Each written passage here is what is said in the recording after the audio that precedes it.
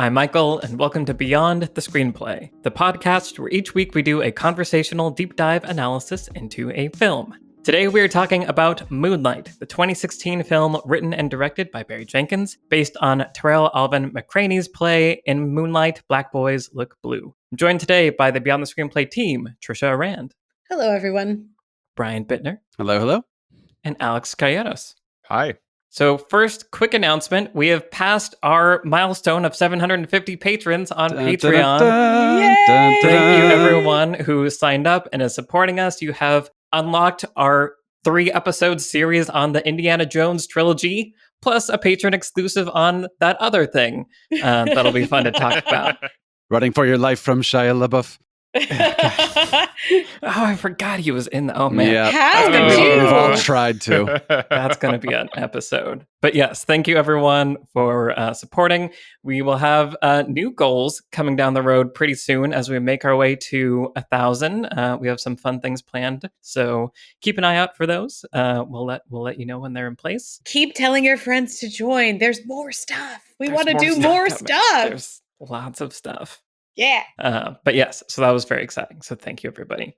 Okay, so Moonlight is a film that we have not talked about for ever yet, which is like surprising because I was thinking back to when it was out and how it had this moment. Like it felt like there was a thing going on. It was nominated for 8 Oscars. It won 3 of them, including Best Actor, Best Adapted Screenplay, and Best Picture. And so it was really interesting and fun to revisit it because I had only seen it once in theaters. And so it had been a little bit and it was cool to go back and relive it.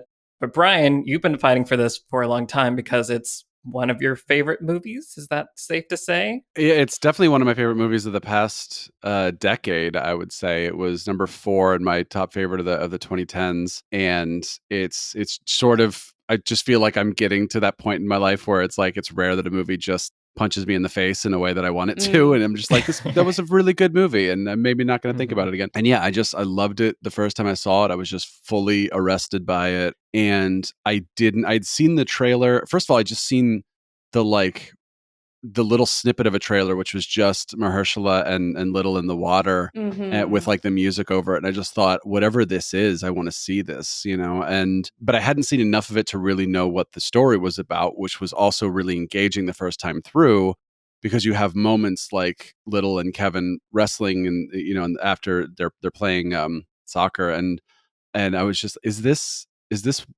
going in a certain way, and it kind of made it this like sort of, we talked about this little Portrait of a Lady on Fire, like the less you know, the more you're kind of going like, is this my brain or is this movie actually doing that? And then it is, and okay, cool. But it also just, it's such a quiet drama that also feels so huge in the way that Barry Jenkins directs it, with the music and the cinematography and everything is just operating on all cylinders in this movie. And I really loved it then, but then it was a movie that just didn't leave me. And I think that's the beautiful thing, is that I've seen movies where I love them, and then and a few years later, I'm like, oh, I really liked that movie when I saw it that one time years ago. But yeah, I've seen it, I think 4 times now, and it just keeps working for me. It's a movie that I can like just watch like a clip of on YouTube and get emotional, and just, it feels close to me in a way that it kind of doesn't make sense because I have no connection to this movie in terms of any of its external subject matter.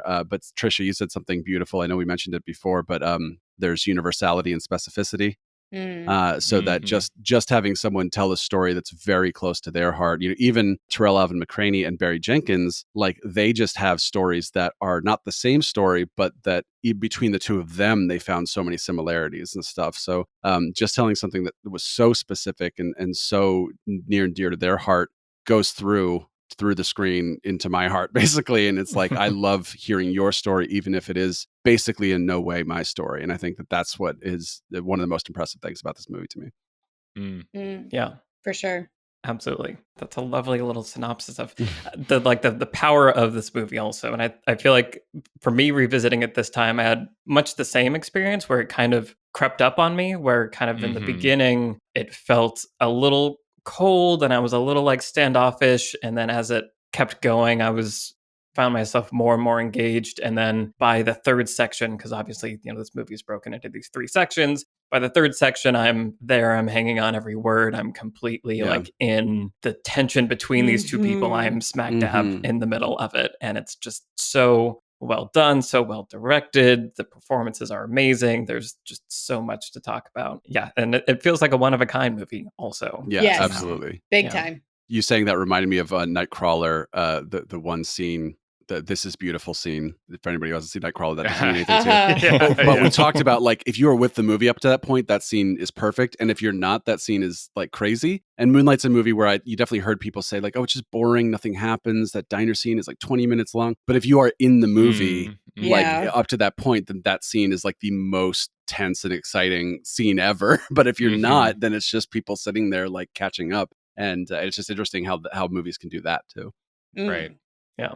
Yeah, I was so happy to revisit this movie because I haven't seen it since theaters back in, was it 2016 when it came out? Yeah. 2015? Yeah, 2016. So the first time I saw this film, it was one of those experiences that was really weighted with expectations when I went into it. And same thing happened for me with Brokeback Mountain way back in the day, where they're these rare kind of Oscar buzzy films about gay men or about a gay relationship or some kind of LGBT subject matter. And there's not a whole lot of those. I mean, there's a lot more gay characters, a lot more representation now happening, especially in television and all over the place. So we don't have a dearth of gay stories really anymore. But this kind of a thing where it's like the Oscar movie, the big kind of festival award winner thing being like a gay story is still kind of a rare, exciting thing as a gay person. And so there's always kind of like, okay, cool. Finally, like I get to see like really good filmmaking applied to a story about this type of character. That's really exciting. What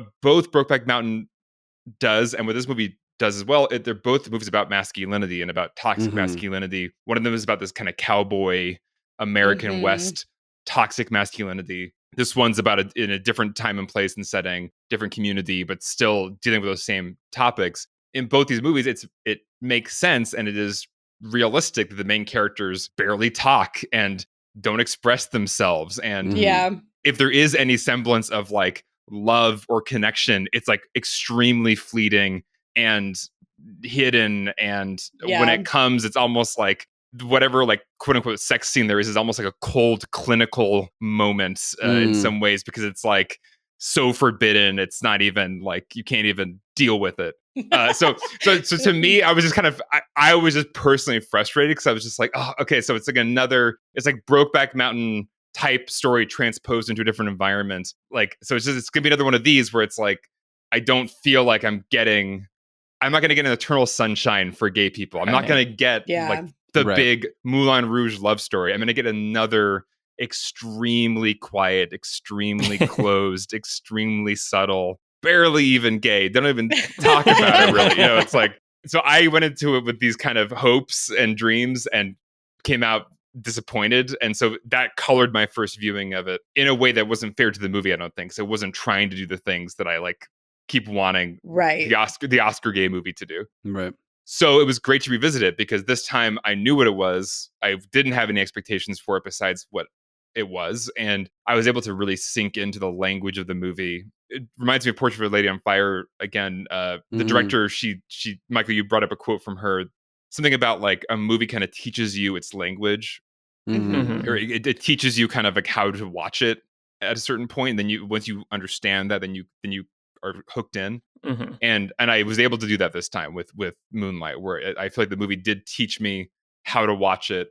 And once I was down with that, it was a really beautiful experience. And even on the first viewing, when I was not getting what I wanted, I was really still appreciating that it did feel different, because there's a whole aesthetic to the kind of sad real life story that has gotten tired, like the Sundance kind of gritty aesthetic of we're shooting this to kind of look ugly and feel dirty, and the camera's always shaking, and it's like always super dark. You actually can't see anything. Yeah, it's so real because the camera shakes constantly, like a person is like scrambling to catch up. And it was really refreshing to see the beautiful cinematography and the music, the filmmaking by Barry Jenkins, which was bringing this really classical, gorgeous aesthetic to a setting that's normally we see it as if it's being shot in like a dirty documentary way, which I'm just so tired of. Like, we're using the tools of cinema. Let's use them. Let's go beyond this kind of 90s documentary aesthetic. Right. I really agree with what you said about the movie teaching you its language and how it does take a few minutes to get hooked into that and figure out what that is. Mm-hmm. I remember watching it the year that it came out as part of like my Oscar movie screening series where I was like, let's just watch them all. And, as a screenwriter and like as someone with admittedly kind of commercial tastes, I often end up just trying to check all of the boxes of like, here's what a screenplay is supposed to do, and here's what a movie is supposed to do in a way that I also find annoying about myself. And so, in this movie, it starts off and I'm like, okay, where's the inciting incident? And I'm just kind of like looking around, like, what is the inciting incident here? And like the very structure of the film as this sort of triptych, right? These three very clearly separated phases in the life of this character, which is so unique and beautifully done. And I feel like other people have tried to do similar kinds of structural things that do not work. And it really lands in this movie. But it does take a few minutes to get into it, and it doesn't really care. I mean, I think that there's a case to be made that the structure is in there, like the classic 3-act structure in the way that we talk about, the way that I'm talking about now with like inciting incident and breaking it to and midpoint. There's probably an argument to be made that that's in there. When I think back on this movie, even thinking about it right now, there's this lovely sort of melody to it where the scenes almost kind of drift and float together in my mind, and part of that is the cinematography and just the way that the characters kind of like move, and we follow different characters as well, and it's much more of a poem in some ways, and that's sometimes a disparaging word to apply to a film, but in this case I think it's a really beautiful and accurate word to apply to this movie. It's the shot of Chiron's mother, Naomi Harris's character Paula, where she's standing in the hallway and the sound is down and it's the slow motion and it's the pink, it's that brilliant pink light. That is the color of it, right? Or red? Yeah, it's like a dark pink kind of. Yeah. I'm trying to recall it in my mind, but it's coming out of the bedroom. Why? I don't know. Who cares? Look at the frame. Yeah.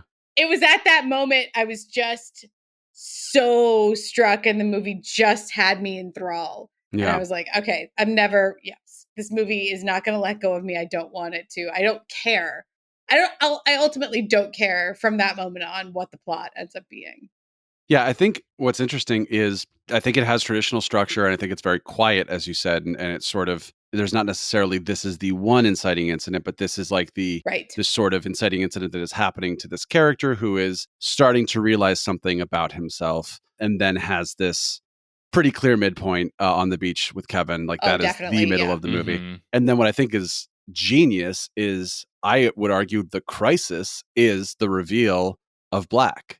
The reveal of who this character grew up to be and what he decided, which choice he decided to make. Basically, if the midpoint is you are now faced with this truth, what are you going to do? Again, it's we always talk about the John York quote, but it's like the midpoint is the character gets the elixir, and then what are they going to do with it? And the crisis, I think in Moonlight is that he went the way we would not want him to go. And then the third section of this movie is him finally getting to where he needs to be. But I agree with you, Tricia, that especially the first time through, you're not going to notice those things. It's not, oh man, aliens kidnapped my family or whatever, like the clear, thing.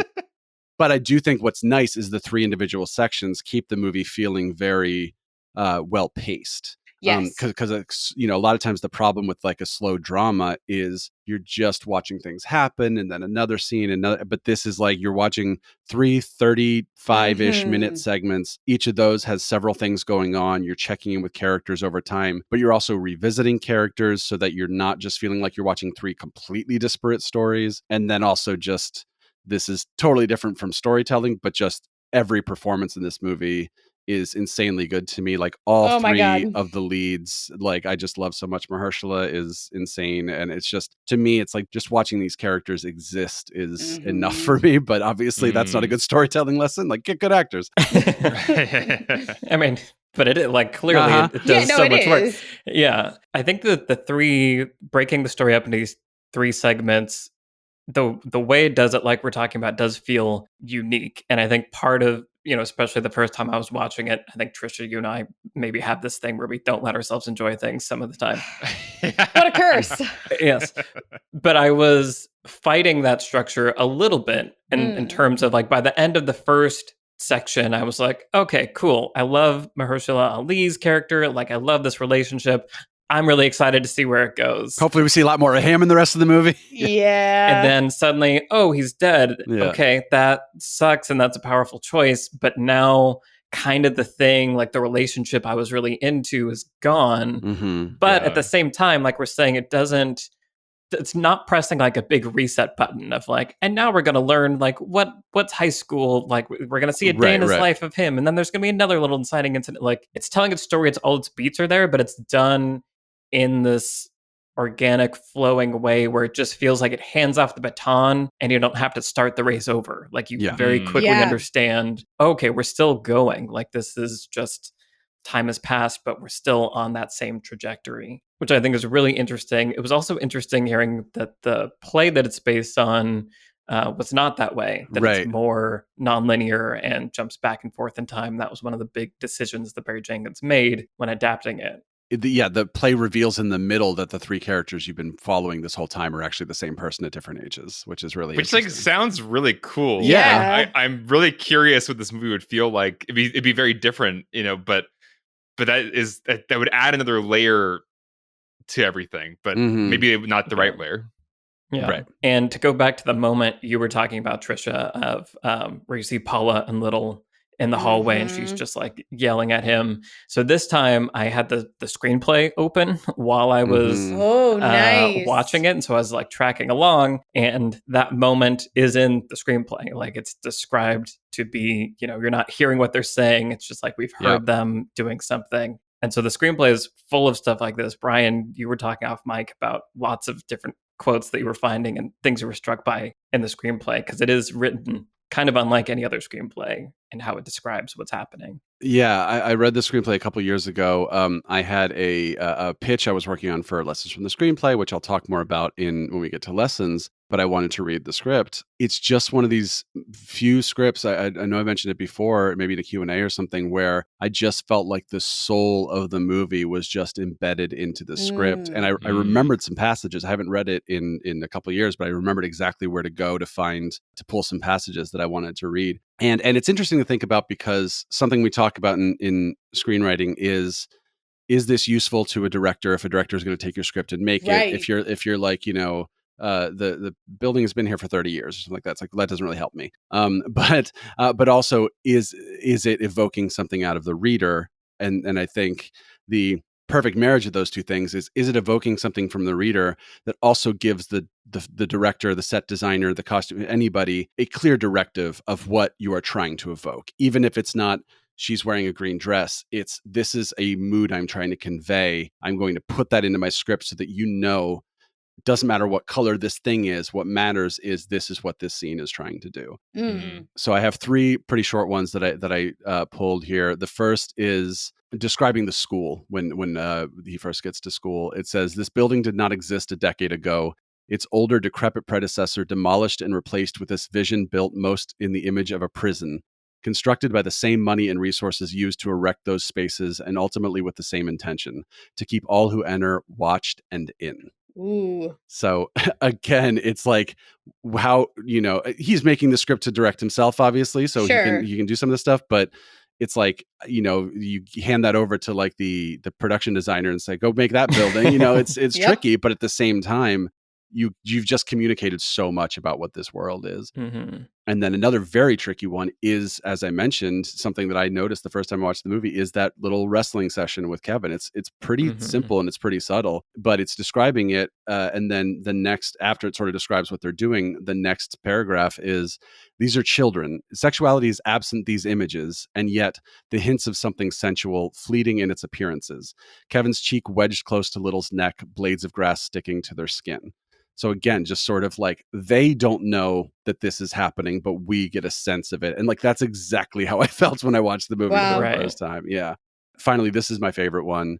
It's a thing you might even not remember if you've only seen the movie once or twice, but when you've read the script, it's suddenly watching the movie again, it makes this little snippet feel so much more powerful. It's just a little scene, I think I don't even remember where it is structurally, but it's towards the end where you just see some kids playing in the water for a little bit, and then the movie moves on.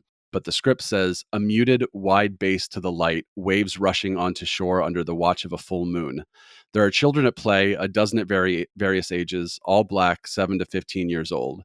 None of them in proper trunks, most in homemade cutoffs, shorts, and Fruit of the Loom white tank tops. All laughing as the waves rush at their feet, a few feigning fear at the ocean as others, the boys mostly, drag them into the surf. We watch the children play a moment longer. We've seen none of these kids before. We'll see none of them again.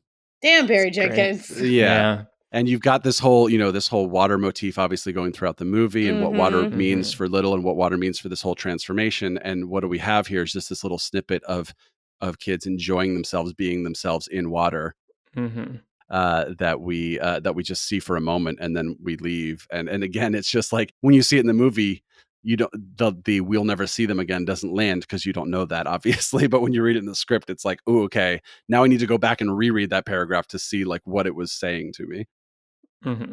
Well, it's interesting because I think, especially in film school or when you read screenwriting how-to books, there's an idea drilled into my head, at least, that was, only write things that you can see and like what Right. can the director put in the frame, and it's like, yeah, that makes sense, and I think that's a good rule of thumb. You don't want to be writing a novel, with a bunch of internal monologues and Right. prose that is irrelevant to the art of filmmaking. But at the same time, it's really important, one, to get your screenplay sold, and just to communicate the ineffable things. If you have a vision for this film, like not everything's going to be communicated with like just descriptions of objects. And I think it's important not to be too rigid about that. I think if you can find those poetic ways to like quickly and briefly communicate a feeling in this way, that is really valuable.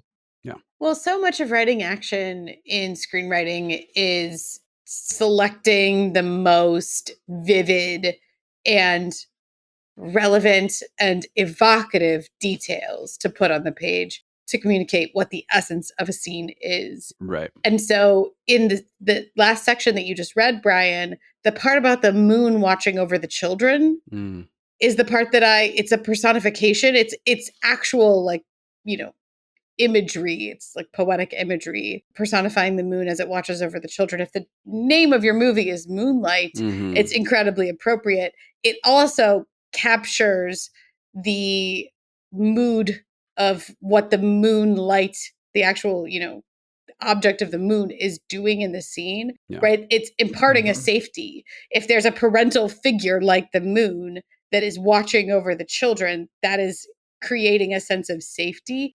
A moonlit scene by the water could also convey danger, right? Very easily, Mm-hmm. but you don't want it to. So you're selecting again and creating this sense in the reader of how the scene feels when you watch it, which is a little hard to pin down, but using poetic language is very effective in that sense. I remember something that a mentor said to me one time about writing, which is, if you're a writer, then you're writing things for people to read. So your screenplay better be a hell of a read. Yeah. Right. Exactly. I haven't actually sat down and read Moonlight, the screenplay front to back, but now I really want to because it sounds like it's a hell of a read. It. Yeah. Yeah. Well, and I feel like it matches the mode of filmmaking that Very much you're aiming to do with Exactly. this project. And again, that's why this is a thing that a director can get away with if they know that if they're they going to are the writer or director. right. Like if that's a slightly different context, but I think that's also a situation where it's perfect, where this is not a plot-based movie where it's like every page you're like, who's gonna say what, like what's gonna happen and who's gonna stab, like it's all about the subtext and reading between the lines, and the mood and the feeling does so much of that because the characters say so little that the tone and the mood is important for telling the story and conveying the meaning. So I think it makes total sense to have it. And yeah, it was delightful to just have the screenplay next to it. And anytime you want to do that, I think it's a good idea. It's always fascinating to be reading the script while watching it and saying, okay, what was there in the script, what got changed, just as like a filmmaking meta thing. That's always really interesting. But it was strangely like it enhanced the mood for me, like reading it while watching it, because they pair so nicely together. And so much of that seemingly ineffable things, like you're saying, Brian, like that moment after the kids are like wrestling, like somehow what he wrote is conveyed on screen, and that's extremely impressive. Yeah. In some ways, I mean, that scene with the kids playing and wrestling and stuff, that the way it was shot, and I think there's even kind of like classical music over it the first is music. part of it. I was going to say that. Yeah. It's so it's like Terrence Malick, and very much. I was going to say that too. Yeah, I think that scene, I was like, this is so Terrence Malick, which I love. And his screenplays are not even screenplays. Like he writes a long poem, and he's like, let's go play around with the butterflies and see what happens. Yeah. I love the influences that you can feel Barry Jenkins drawing from. And another big influence I really felt was Wong Kar-wai, especially in like the third act, in the third section. It felt very like In the Mood for Love, or just those kind of moody, slow, vibey pieces that Wong Kar-wai puts together. I could just tell Barry Jenkins has a love for cinema, and I could feel him drawing from his favorite movies and kind of putting it all into this one package. A word that we often use when we're talking about romance is the word sensual, which, in its literal meaning just conveys of the senses, right? What you can see and taste and touch and hear and smell. I think that it's interesting that our ideas of like romanticism and our senses are linked, because there's something very elemental about the way that we experience like romance. So one of the things that is a challenge of this kind of story is that the life of your character, basically their internal, deeply, deeply buried internal life, is the arc of your plot. Right? There is no plot outside of the arc of this character's internal struggle. Yeah. So how do you convey that? How do you bring that out? And by focusing on what is sensual, what can be touched and experienced with your senses, is a really smart way to approach that. And that's what makes Terrence Malick films and films like this feel like there's plot happening when there isn't. It's like in a Terrence Malick movie, it's a character walking in a field and just sort of like touching grains of wheat. And you're like, yeah, or they're just like throwing their arms open to a horizon. Right. You're like, yes. For an hour. Right.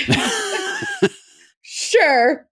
But I agree. It's effective. Yes, it is. Yep. It is embracing that, the making manifest the internal character by like bringing in these elements, and a lot of those things are natural motifs, as you point out, Brian, with the water, which we could get into more, right, which is very clearly present here. But it is, we experience our inner lives with our senses as well, and so hyper focusing in this movie on those in a really beautiful way makes us feel like there's plot happening. Because there is, but it's very hard to see. So we have to look very closely to see it. Yeah.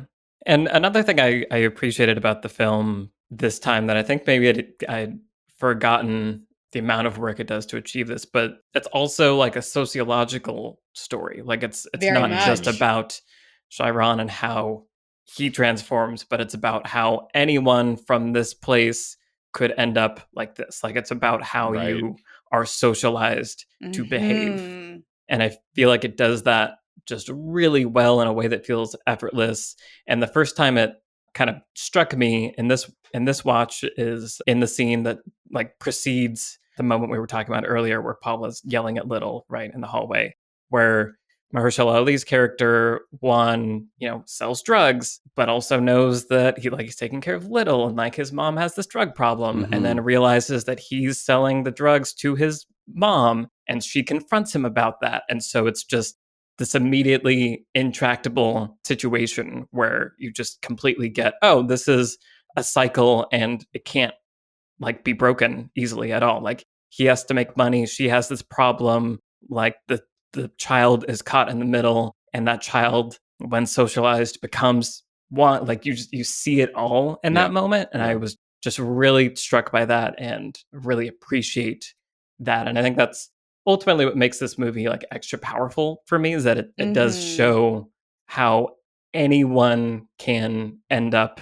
and does end up in the places that they do. And there's just so much empathy for all the people in the story, which I just really appreciate. Yeah, I mean, I think there's a dimensionality to so much of this story and these characters.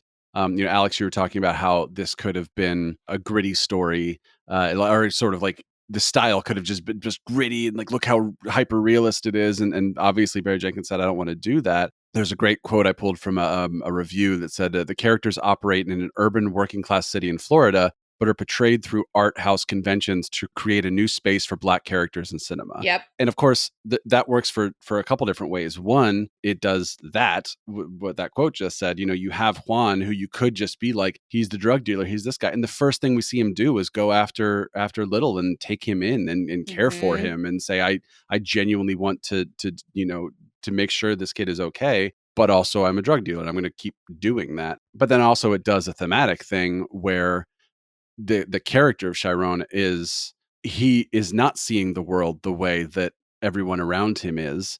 By which I mean, if we were watching Juan's movie, even the cinematography of that opening shot with Juan is doing the Bad Boys spin around kind of thing.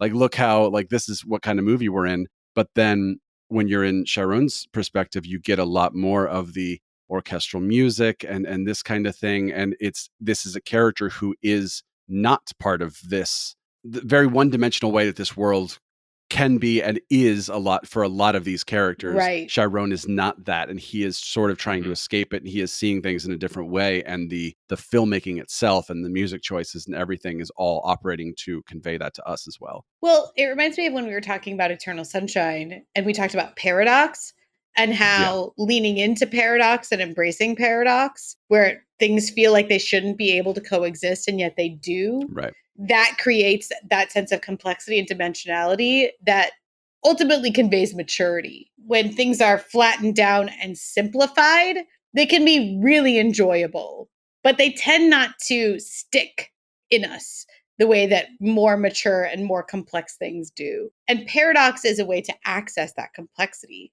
One of the things that I was kind of trying to get at earlier that never leaves me about this movie is the juxtaposition of natural spaces and urban spaces, where it feels like things are all concrete and buildings and streets and cars and, the institutional school that feels like a prison, where it's all this sort of man-made, sort of urban jungle kind of thing to it. There's also, this movie really leans into the natural spaces, where even something like the football green where the kids are playing soccer, and there's grass there. But then, of course, the beach and the water and things like that, where there's this sort of baptism scene that we see over and over again.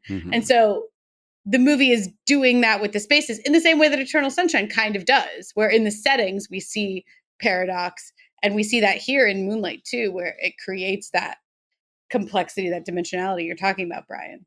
I think, again, the nuance that we're talking about here is just throughout the movie. I just keep coming back to the word empathy, and maybe it's because Barry Jenkins uses that a lot when he's talking about it in interviews. But even in that first scene where we see Juan and he's checking in with his guy that's running the place where they're dealing drugs, that the portrayal of even that moment has nuance to it. It's not a one-dimensional, these are drug dealers, you feel this way about the drug dealers.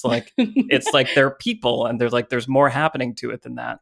And I think that's, obviously there's a lot of semi-autobiographical stuff in this. And like Barry Jenkins grew up in this neighborhood. Tarov and McCraney also did. They didn't know each other, but they were kind of from a similar place. Right. Both had moms that had addiction problems. So like had this firsthand experience with the nuance of all of that.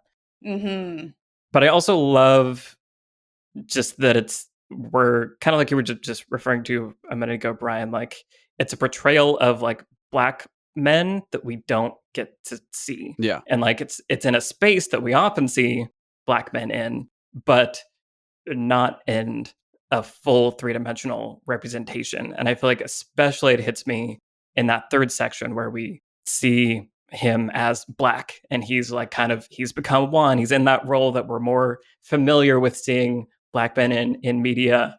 But the story and the actor and part of why that the tension in that final scene is like you see so much vulnerability like beneath it. Like you see the humanity that's just had to be shoved down literally in order to survive. Yeah. And I feel like no other film have I seen that like captures that so intensely. Yeah, I mean, I have to really quickly mention Trevante Rhodes, like his performance in the third section. It's like, I don't know how he is so hard and so sensitive at the same time with the same look. You know, you open with him as Juan 2.0, basically. And the first thing you do is you see him flex his power, something that we've seen done against him the whole time when he says, oh, the count is off and everything. But then, you know, especially when he gets the call from Kevin, like he is just this puppy dog who is just looking for guidance and is just there, you know. And the one line that I don't even know if I even heard the line the first two times, which Kevin says when they're one of the last lines of the film, basically, they're just kind of hanging out back in Kevin's apartment talking. And Kevin just sort of says like, yeah, we hear Chiron. Like, just like, you know, Kevin is sort of like, I am comfortable with this. And yeah, but you have come through to the other side of your arc, basically. And you are here and like, I am here to take care of you. And then obviously you have the final scene. But yeah, just the dialogue is amazing. Obviously, so much subtext and so much boiling beneath the surface. But I think it was just specifically Trevante Rhodes' performance that just made me go like, what is happening right now? Like I'm like elevated to some other place. Yeah. It is utterly crazy to me that these three actors did not meet each other, did not talk to each other, or in any way discuss their performances. And yet they're so similar in the way that they carry themselves. Yeah. And like, the physicality and the way that they embody this same character that feels utterly believable. And it's eerie almost watching the three performances in a row where you're just like, this is definitely the same person. Again, to hang a story where the only plot is the inner life of this one character on three different actors, and you don't let them meet each other or like imitate each other or work on the same character together at all.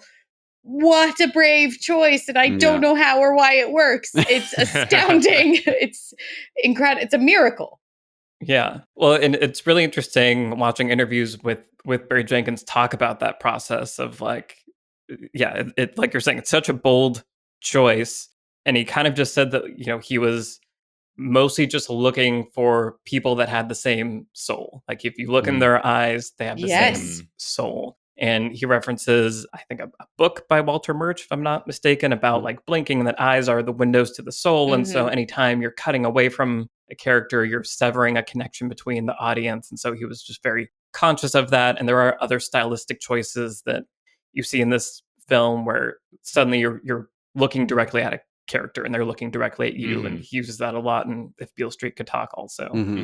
So yeah, he seems like he was very just mostly cared about that. And just like when you look at them, they need to have the same soul, the same eyes, because he has changed. He is a totally different person. So like, I'm not going to, as far as how he appears to the world. So it's kind of a shocking reveal. It is. Yeah, the third part's like, whoa, what happened? Oh yeah. He's not the skinny kid anymore. He has this whole different physicality until, like you're saying, Brian, those moments where suddenly you see and it's like, oh, that's like little still in there. Right. Like you can see all the way through the different layers of him. Another thing that speaks to that is the poster, which I didn't even realize was 3 different people when I Right. first saw Yep. that Right. poster, because it's just well made, obviously, but also it's Right. just 3 characters who feel like they're the same person, even though it's like a 6-year-old and a 25-year-old. Right. When you Yeah. actually look, it's like, oh yeah, they're very different, but they Right. feel like the same person. Part of my first viewing experience, my mind at first went to the thought of like, oh, they kind of screwed up with the casting of like this final actor, because like he does look too different. Hmm. You know, the kid and the teenager were so perfectly, like I could see how one became the other so immediately. What happened here? And then you realize that this is part of the text. This is Right. part Right. of what is the point. He has transformed himself to this almost unrecognizable place from his childhood self. And so then it makes perfect sense. And the magic of it is you see in his eyes, you see in the performance as he starts to open up near the end. Oh, this is the same kid. Wow. So yeah, it was an interesting experience to go on that journey of thinking they messed up at first and then realizing, Right. no, this is the point. Well, that's another of those moments where the filmmaking is doing that too, where Right. you see him in the car, you see his fronts. There's like Yeah. a camera like strapped to the door. It's doing like, look at our Right. gritty, realistic Yeah. filmmaking, and of course the music is like hard and everything. So it's that sort of like very clearly the film wants you to feel completely, jarred. And again, that's why I think it's like a beautiful crisis. Basically, just the Right. literally the crisis is just here's who this character is now. that's what we're telling you. Yeah. It's really interesting that this is a movie where, because of its genre, it's doing this very serious, dramatic, like I said, poetic story where it's almost more like a novel in some ways, Mm-hmm.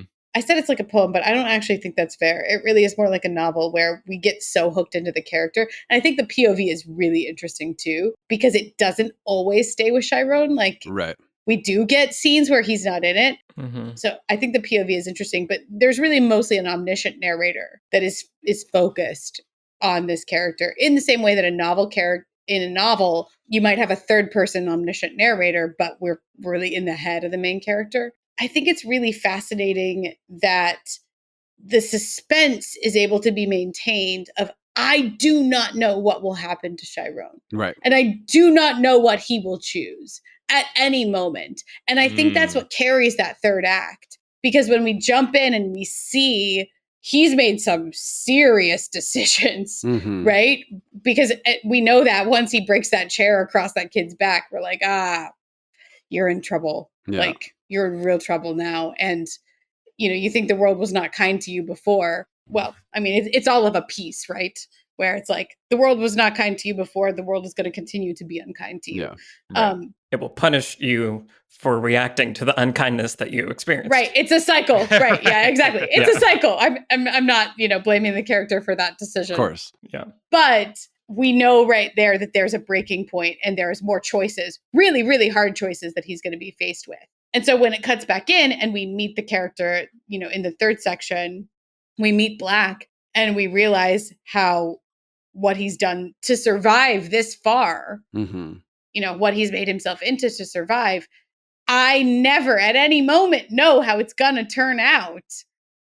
The suspense is real because the tension is real the entire time. This is ultimately a story of, what does a person have to do to survive in a world like this?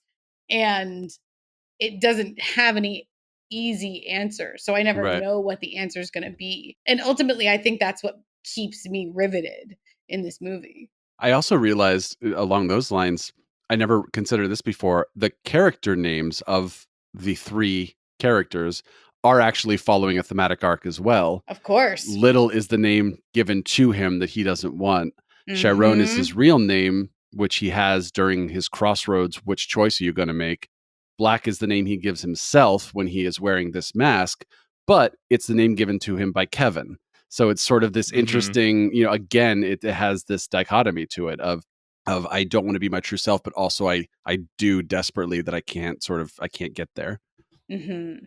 Yeah, I don't think I clocked that either the first time. And when I realized that this time, I was like, oh, that's huge. Like, that's Yeah, such yeah, an yeah. important Of part course. of like you're saying, he has all these fronts. He's like showing the world how he wants the world to perceive him, but his name is this thing. So like, that's the little bit of like the nugget where like, he's still in there and like Yeah. this thing still has meaning. We've talked about the performances, but it's worth talking about again. I feel like in that final scene, I feel like Andre Holland, who plays Kevin, is doing so much work Absolutely. also. Yes. He's so great. Just, and how he's also able to embody this person that is confident but doesn't feel like he's, not of the world. Like he doesn't feel like he's just like some completely changed new perfect human that's emerged, that's like, this is the ideal that you should now be. Like you believe that he's still that same kid, but that he's grown and matured in these ways, and how he just like holds the space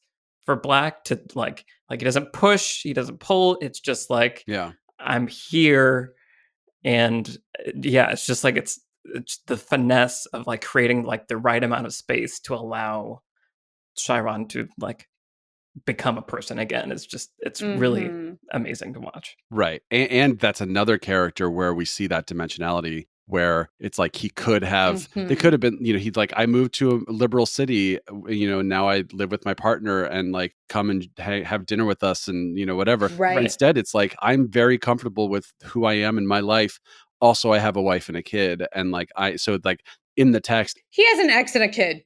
Yeah, he's An not ex. married. Yeah. I was going to say, hey, no. Yeah. but sort of this sense of just like he is, it's not one dimensional, it's complicated, and but then as you were saying, Michael, that's also in Andre Holland's performance, where he feels very comfortable, but also he feels he has this sensitivity that is just like oozing out of him too. Well, and that whole third sequence, once again, is interesting. You said, Brian, there's people that are like, this movie's so boring, and they're just sitting in this diner for 25 minutes. What are they even doing? It's the payoff for learning the language of this movie, and for being drawn into the inner life of this main character. When you are there and in that headspace, that's where Andre Holland's performance is like electric, because every time he flashes a smile, it's like a huge deal, and you're like, heart palpitates, and it's really amazing. It was my frustration with the film on the first viewing, but on this viewing, it was my appreciation of the film was you kept it so sparse and so spare, and you had Chiron go to this place where he was so closed in on himself that it gave so much power to the tiniest moments in this finale, where you're just hanging on every word, every motion, every movement, every facial expression. That's a very special kind of filmmaking that you can only really earn by having the kind of restraint throughout your film to build to a point where the audience is leaning on every single thing. And Andre Holland, because he's such a breath of fresh air, and because he has this lightness about him that's so missing in so many other parts of the film, it's like this relief and this energy and this excitement. It was all flooding in, while at the same time being an extremely quiet and slow, calm scene on the surface, but underneath, and you're there as the audience, feeling like huge amounts of energy coming out of this quiet scene. Yeah. Well, it reminds me of earlier in the movie when you have Juan there, Mahershala Ali's character, and he feels like a safe place, or he feels like he knows exactly how to unlock, Chiron and make him feel like he can be himself. We see that from Andre Holland as well, in a totally different way, where there needs to be a lightness. There needs to be like, hey man, there's not pressure on this. I just want you to be able to be yourself here, eat your dinner. You're okay. Like, you're okay to be you, or be whatever you want to be around me, in the same way that we see that like sort of safety, from the Juan character in the first section of the film. It's really interesting that there isn't a safe place in the middle of the movie. Well, there a little bit with Teresa.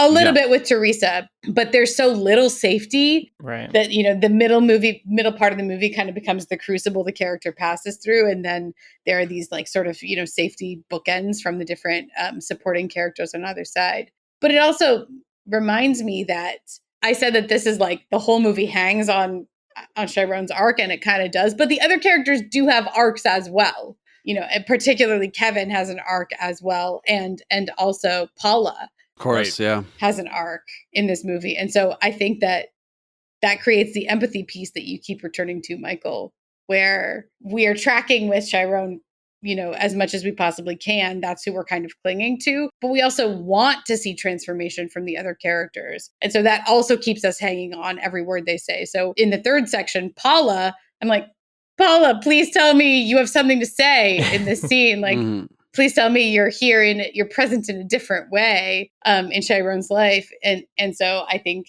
yeah, we also have that to kind of cling to, or there's suspense, right? There's still these other characters we care about that helps us track through the whole movie and keeps us, wondering what's going to happen next. And I think it's important that Paula is the one character that is ever present and the one actor that is ever present, and like that being his mom. Like, I think that does give you enough of like a through line to kind of hold on to the whole time, and does make it mean something then, like extra, I think, when you have that final scene with them, which I think, if I'm not mistaken, in the script is kind of in a different order. Like, I think that happens before the call. I don't know. There's something about the order of the final section of when Kevin calls versus like the other stuff that we see Black doing. And I think they changed it in the edit so that I think the call comes earlier. Oh, cool. I think that adds a really interesting dimension then to when you're seeing Black talk to his mom and all these other things. Like, there's, by giving it that context, it kind of infuses, his headspace a little bit with like something's opened up from getting this call. Yeah. Right. You can think that like, okay, maybe he's pondering these things and that's why some of these actions are happening when they might not have before. Right. Anyway, yeah. What we were just saying about the diner scene was kind of the main lesson, the main takeaway that I was thinking about when watching this, in terms of, like you were saying, Alex, the payoff of the language of the film, and how having a story that is so meticulous about the details and what it shows you and the characters' actions and when they happen, that if you've gotten the audience to tune into those things, you can have an extremely tense scene with very little action. And it was reminding me of Inglourious Bastards. And there's several scenes in Inglourious Bastards, but that opening scene. And part of this was, I watched an interview with Andre Holland and Trevante Rhodes, and even their dynamic as actors, I think, was interesting, because Trevante Rhodes had kind of just started acting, and this was sort of like he'd been doing it for 3 years, I think, and this was his first big thing. So he was like over the moon, super excited, but kind of like green and inexperienced. Andre Holland has done lots of like theater and has lots of experience and stuff. And so I feel like that, just that dynamic between them, I think, also informs some of the tension of those two characters, of the one character who is confident and has figured out their life, and the other one who is still trying to figure out where they're going. Yes. I mean, I think that I really love Andre Holland's performance. I also think, though, Jarrell Jerome, who plays the teenage version of Kevin, also really informs how we read Kevin later in the movie. Yeah. For sure. Where we see that there's, he makes some very difficult and painful choices, painful to both him and to Chiron in the middle of the movie. And we kind of see the regret, right? And the like, instantly when you see him as he's like watching Chiron get arrested and put in that cop car at the end of the second section, that he understands that he's partly responsible for that, or even mostly responsible for that, and that he's going to make hopefully different choices going forward. Like, it feels like a turning point as the camera lingers on Jarrell Jerome at the end of that section. And so that, I think, is a big part of the reason we understand who adult Kevin is, because we see like, oh, he's going a different way now. Probably he's not going to give into peer pressure in the same way that he probably did, the way that we see that he definitely did. He probably won't do that in the future. Right. Yeah, for sure. Yeah. And also that me talking about the actual actors is, inferring things, not to be reductive. Both of their performances are great, no matter what their, experience is. But ultimately, the point being that it's, as someone that is currently trying to write a thing where this is the case, I really appreciated how the film was able to accomplish so much drama through so little. And I think that's such a clear sign of excellent work being done.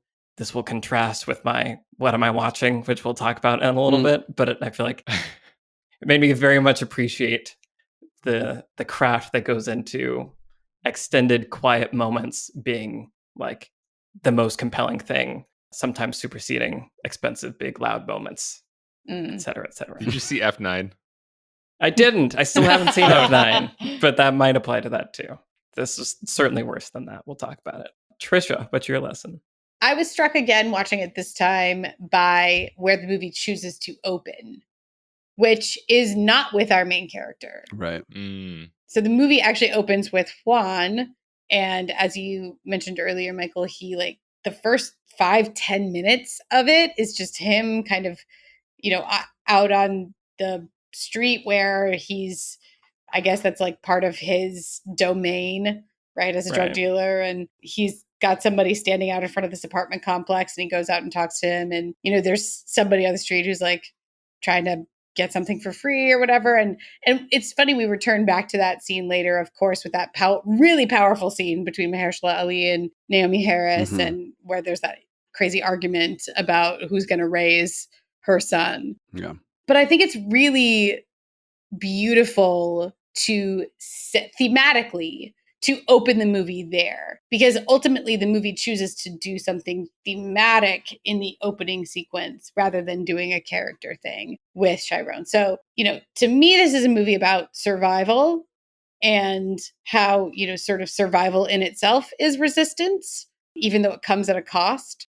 And so the socialization piece that you mentioned earlier, Michael, is the theme, like the forces that are trying to kill Chiron all the time, right? The toxic masculinity and homophobia and this entire system that is trying to keep him from being himself and keep him from loving who he loves and, even existing, really, ultimately. Yeah. So starting with a scene that is kind of about what Juan has done to survive, which of course becomes important framework later, I think is really interesting and really smart because it creates the world in an instant, but it also adjusts our expectations. And then of course we cut right from that scene to the kids come running through, the boys are chasing Chiron. There's the scene, it's bullying right out of the gate.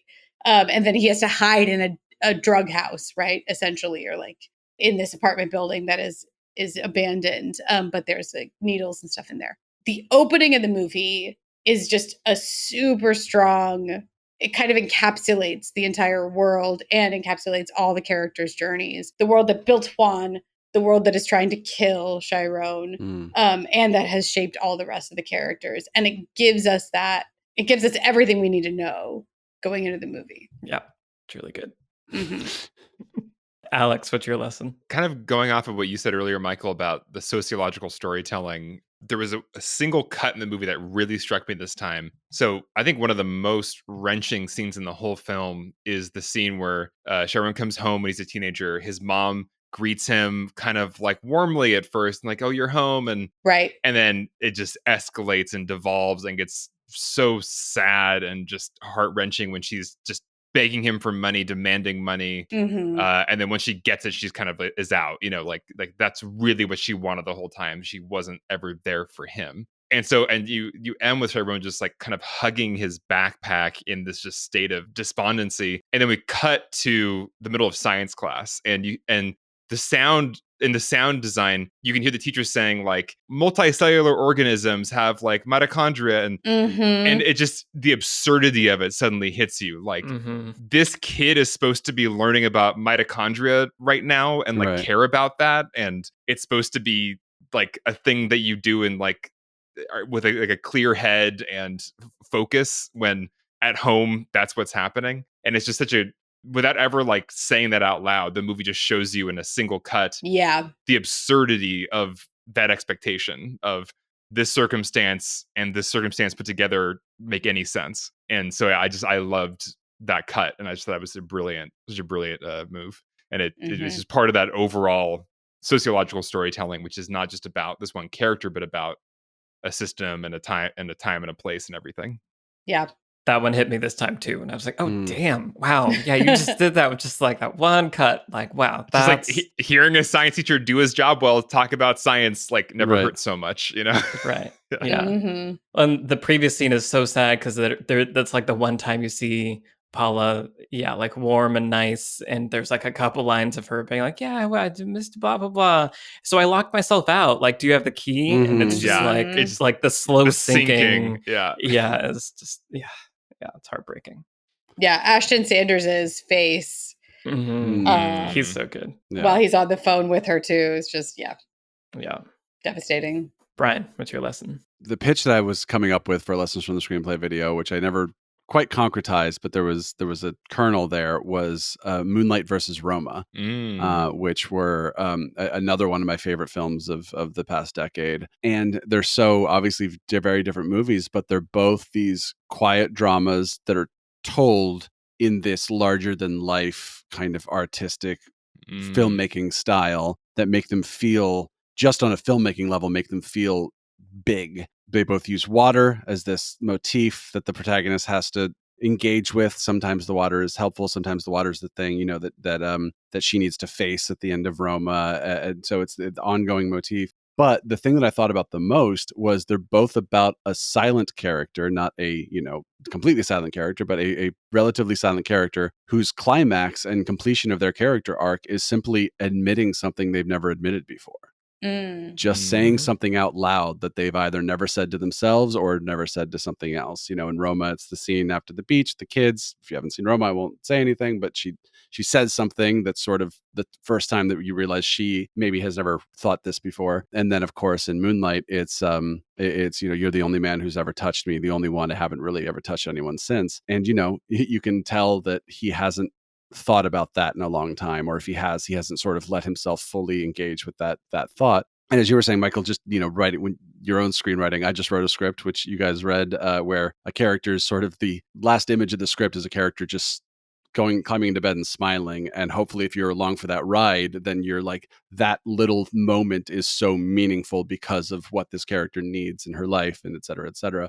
So yeah, as Trisha was saying, the internal journey is the plot. So you have to focus on that. And you have to make that what, even the scenes that are other than that opening scene, I think almost every scene that isn't about Chiron, doesn't include Chiron, is about Chiron. So, you know, Terrell telling Kevin like, oh, you're going to go hit someone later, or obviously the scene between Juan and Paula. So, and if you make us feel how important and heavy that struggle is that this character is dealing with, then even something as simple as a character just saying something out loud or smiling or just having the smallest little, I'm on this journey now, or I've completed this journey now, or I'm on this new journey now, put it that way, is so meaningful. The original script actually ends with more of a confirmation that Chiron and Kevin do get together at the end, but we don't need it.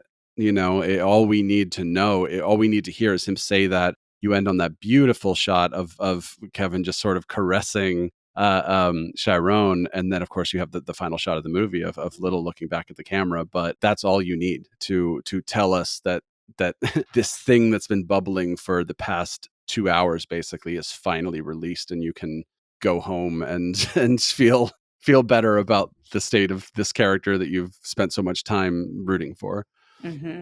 I love the Roma comparison because I never thought about that. How, yeah, both movies, it's the characters saying out loud a thing that they've essentially repressed, maybe, you know, right. And exactly. It takes like a big event in their lives. I mean, for Chiron, this is a big event. His meeting up with Kevin again. It takes this kind of like emotionally triggering event to something make them admit out loud this thing they have been avoiding or not thinking about. Yeah. I mean, that is how humans work, actually. So how beautiful to find a way to like tell that story through a movie, which normally would seem too small or boring or something. Exactly. Right. Exactly what you said there, Alex. In real life, that's the hardest thing. Like a person admitting the thing they're the most scared of is like, that is a huge deal. And so, yeah, I think that's a really beautiful point you make there, Brian, that the movies that do feel epic, despite being kind of small and quiet, partially feel that way because that little thing for an actual person to change is epic. That's, you know, that is earth shattering. Right. Unlike the Tomorrow War, which I watched on Amazon Prime. You watched the Tomorrow War? Wow. Wow, everybody. First of all, what a segue. Yeah. I've like some of my friends watched it and were like, have you seen it? We need to talk to you about it. And I was like, no. And they were like, okay, can you see it though? Because we need to talk to you about it. At the time of this recording, I've not yet talked to them about it, but I think they had like time travel-y questions. But it was just such a weird goddamn movie. You spent 2 hours of your precious life on God's green earth. 2 hours and 18 minutes. Wow. No. And you feel all of it. Like, it's such a fascinating... It's just really fascinating. Like, if it were slightly better or worse, I would actually recommend people check it out just for the curiosity of, like, how does a movie like this get made? The visual effects are at times awful and at times really impressive. Like, Amazon clearly has money that they spent. It looks like a huge movie. When I've seen the Mhm. trailers, like, how is this not a big theater movie? Right. I guess like, because of what it is. the scale and scope is just like it relative to the plot sense making and character goodness. Like, it's We're in a weird streaming world, man. yeah. Wow. And this is like the epitome of that. Weird streaming world created this thing called the Tomorrow War, which is apparently a movie. Time travel, Is like, it dear fair? God, I just, the way they do it, it's so frustrating. Anyway, so sorry if you loved it, but Listen, Yvonne Strahovski looks like Miranda from Mass Effect 2 in it, so I want it to be good. right. And she's like, there are good things in it. Like, the girl that plays Chris Pratt's daughter in it is great. And I was like, oh, you're such, like, you are being wasted, child. Like, you, child, are better than this movie. Like, you're so good. You child So there- are better than this there- movie. There are a lot of impressive. J.K. Simmons is in it, but also it's so bad. It was just a very fascinating watch. Wow. And very much not Moonlight. So anyway, The Tomorrow War, available on Amazon Prime. Wow, off to a running start on the what am I watching? Whew. Alex, what have you been watching? I have been rewatching Dark season 3 because Wow. Alex, you can't do dark every time. every time Right, it's like I'm 4 caught in a times. loop. It's an infinite loop. I knew it. No, it's because I watched the first 2 seasons twice. I watched them once when I first saw them, then I watched them again in preparation for season 3, like to like go right in season 3 after them. And I had not watched season 3 twice. Season 3 was the hardest to follow, made the least sense, was the most off the rails. And I am not done rewatching it, but watching the first half of it again has been rewarding for somebody who cares about Dark, because you see, you know, if you know where it ends and the kind of choice it makes at the end, that is there from the beginning of the season, and it is rewarding to go back and revisit that if you care about Dark, if you're obsessed with time travel like I am. So if you were befuddled by Dark season 3, liked the show overall, and want to get more out of it still, season 3 is worth a rewatch. Watch if you it care, again. if you care enough, like I do. And then listen to our podcast about it. This is our podcast about We it. did a whole podcast. We did about do. it. Alex made me watch the whole thing. It's true. Trisha will never forgive me. I was thinking about that during the Tomorrow War because, like, again, their choice about timeline, like time travel stuff, is like, okay, like, I can go with it and pretty solid. And then at some point, they're just like, they put it into a nice little ball and they just throw it out the window as hard as, like, as fast as they can. And it's just so frustrating. Time travel's hard. Yeah. Wow. Okay, cool. Trisha, Brian, anything time travel related? Trisha, what have you been watching? So I watched Luca, Mm. which is the new Disney Pixar out on Disney Plus. It is directed by Enrico Casarosa.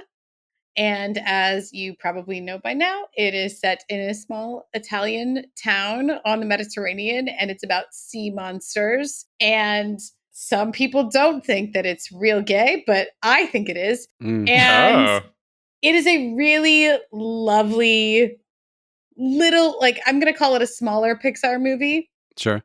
but it's just really lively and fun, and it's so summery. If you like want, I mean, it is the middle of summer right now, but if you want to get in like the most summery mood ever, you can watch Luca. It's like they're swimming around in the water and the Mediterranean, and the water's super blue, and they're sea monsters, and then they like get up in the town and they eat a bunch of pasta and they ride bikes and they climb trees, and they have all these friends, and it's just the most like sort of, listen, I've never been to Italy, but I really love this subgenre of movie that I like to call European summers into dilapidated villas.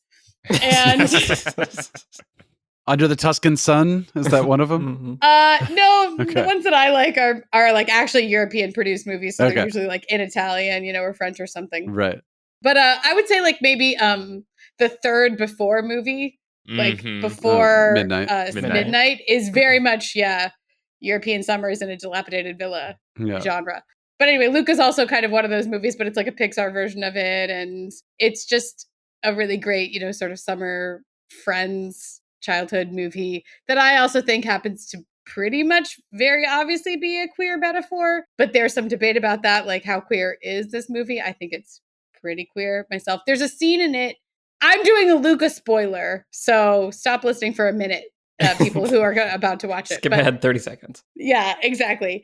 But there's a scene in it that's very similar, or reminded me a lot of a scene in Moonlight, where the two characters that are sea monsters and are trying to hide that fact, they're both sea monsters together, they're best friends, but on land they look like normal people, but they're really trying to hide the fact that they're both sea monsters together. Anyway, there's a scene where one of them gets thrown into the water and it becomes obvious that he's a sea monster. And everyone's like, oh no, he's a sea monster. And then the other character has a chance to also reveal that he's a sea monster, but he doesn't. He goes, sea monster! And betrays his best friend that's a sea monster. Anyway, some people think it's not that gay. Yeah. But anyway, there's a scene where one of them, is revealed for who he really is, and the other one has a chance to take a stand and also reveal that he's who he really is. And he chooses not to at the movie's crisis point. But anyway, you can watch it and decide for yourself. It's got a lot of flavor to it. It's got a lot of wonderful Italian music in it. It's got so many Vespas. It's got so much pasta. Like, strong recommend from me. This sounds like the Italian vacation I was supposed to go on in May of 2020. Right. Yeah. Was it to a dilapidated villa? Yes, it was to it was to the coast, like Naples, like the whole area. You really were going to do it. I was going to do it. Okay, well, you still have a chance, but anyway. Maybe in the meantime, year. Yeah. In the meantime, you can watch Luca on your Disney Plus. There you go. Brian, what have you been watching? Well, on the topic of time travel and sea monsters, I watched a quiet documentary from about. This will bring us back to Barry Jenkins and Moonlight, because, or at least to Barry Jenkins. I Am Not Your Negro, the documentary about James Baldwin, who was a writer. So beautiful. Yeah, he was so good writer, activist, public speaker during the civil rights movement. I'd been wanting to watch it since it came out, and just finally got to it for whatever reason I hadn't. But the Barry Jenkins connection is that he also wrote the novel If Beale Street Could Talk, which then became Barry Jenkins' next movie after Moonlight. It's a really interesting documentary. So Alex, you've seen it? Yes, I have. Okay, so I'm wondering how documentary brain works for you, because I was like, I don't know if this would be taught in documentary filmmaking classes, because it's basically Samuel L. Jackson narrating these passages from James Baldwin's writing. Then we get obviously clips of that era, the civil rights movement, and of James Baldwin speaking. And he's such a just beautiful man and beautiful speaker that he's just so arresting to watch. But also it feels sort of, Tricia, like you were saying, the sort of poetic flow of Moonlight. It doesn't feel, it's not like this man was born in this day and here's, what happened at the age of 10. It's just sort of this, we're flowing through poetically these little snippets that are working together to illustrate his life and illustrate everything that that the documentary is trying to convey, but it ends up being something between a documentary and a visual poem almost. So it's beautiful. I highly recommend it, but just know that don't go in expecting an A&E biography or something like that. It's very different. Well, that's why I loved it. Same. I can watch a Ken Burns doc if I want to just get the straight up, right, historical account. But this is something different. I really appreciated that. Yeah, it's almost as good because it's basically just reading one of James Baldwin's books or essays. Yeah. I also really loved If Beale Street Could Talk. Me too. I really loved that movie. It's really pretty. Cool. Well, this has been our conversation about Moonlight. Thank you, as always, to the patrons for supporting this show, for helping us get past our $7.50 patron goal, unlocking Indiana Jones. We're excited to go on that adventure, coming soon. I want to say thank you, as always, to our producer, Vince Major, and our editor, Eric Schneider. I'm Michael Tucker. I've been joined today by Trisha Rand, Brian Bittner, and Alex Calleros. As always, Twitter handles are in the show notes. Send us a tweet, say hi, and we will see you in the next episode. Bye, everyone. Bye-bye. Bye.